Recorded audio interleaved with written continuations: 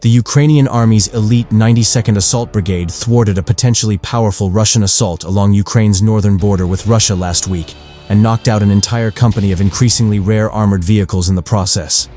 The successful defense by one of the Ukrainian Army's best brigades comes amid discontent in another elite Ukrainian brigade, holding the line along the same stretch of the 1,100-kilometer front line. Ukrainian forces excel on the defense, but some critics insist the Ukrainians shouldn't be attacking while they're struggling to fully staff their infantry battalions.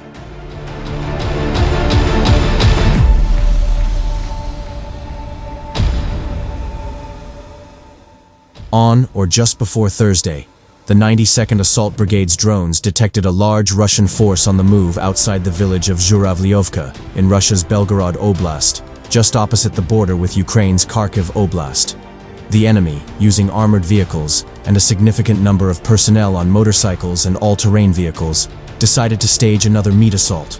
The brigade, which began the war as a vehicle-heavy mechanized brigade, but reorganized to emphasize its infantry firepower, reported on social media.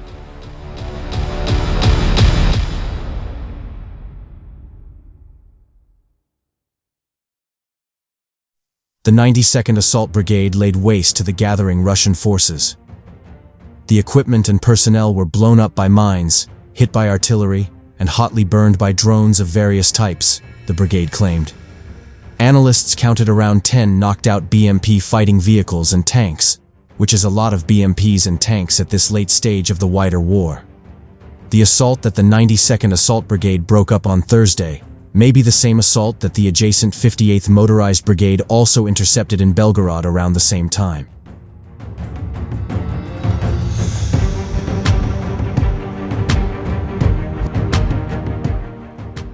The 58th Motorized Brigade reported heavy Russian losses. A tank, 8 infantry fighting vehicles, 2 motorcycles, 2 ATVs, and a car were destroyed. An infantry fighting vehicle and 4 ATVs were damaged. Leaving a pile of burned scrap metal in the fields, the invaders rolled back to lick their wounds, the 58th Motorized Brigade crowed. Of course, except for those who became victims of the adventurism of their own command.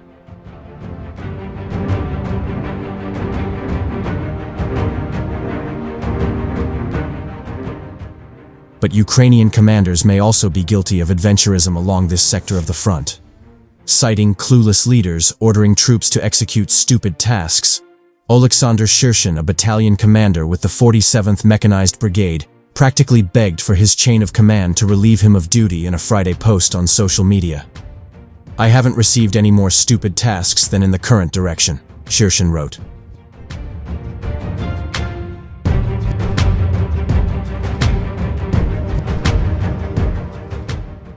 In August, Ukrainian brigades invaded Russia's Kursk Oblast, just north of Belgorod, and captured a 650 square kilometer salient around the town of Sudzha.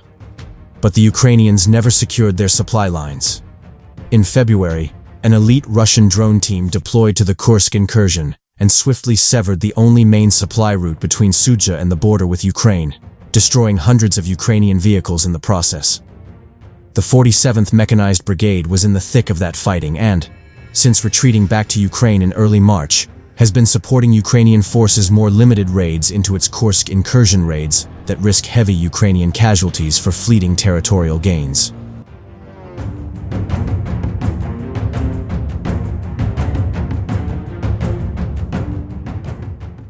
At the same time, units such as the 92nd Assault Brigade and 58th Motorized Brigade are fighting to hold back Russian forces trying to advance into Kharkiv. I'll tell you the details sometime, but the loss of people has dulled my mind. Trembling before the clueless generalship leads to nothing but failures, Shirshin wrote. All they are capable of is reprimands, investigations, imposition of penalties. Everyone is going to hell. Political games and assessment of the real state of affairs do not correspond to either reality or possibilities. They played around. Joni Eskola, an Estonian analyst, has urged Ukrainian commanders to be extremely careful with their limited resources and focus on defending, for now.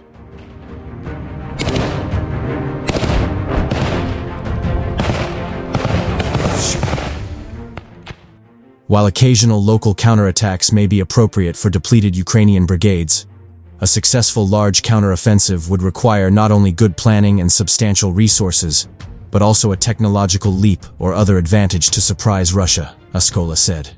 That the 92nd Assault Brigade and 58th Motorized Brigade have been able to badly bleed Russian regiments in Belgorod, at minimal risk to their own battalions, seems to underscore Ascola's point, and may also corroborate 47th Mechanized Brigade Officer Shershin's point too. Cautious Ukrainian commanders can still win by waiting for the Russians to break cover and attack, and then smashing them with artillery, mines and drones.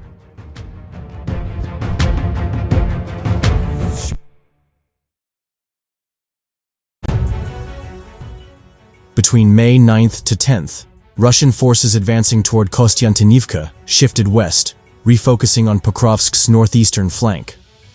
On 12th May, they entered Malinivka, despite notable equipment losses.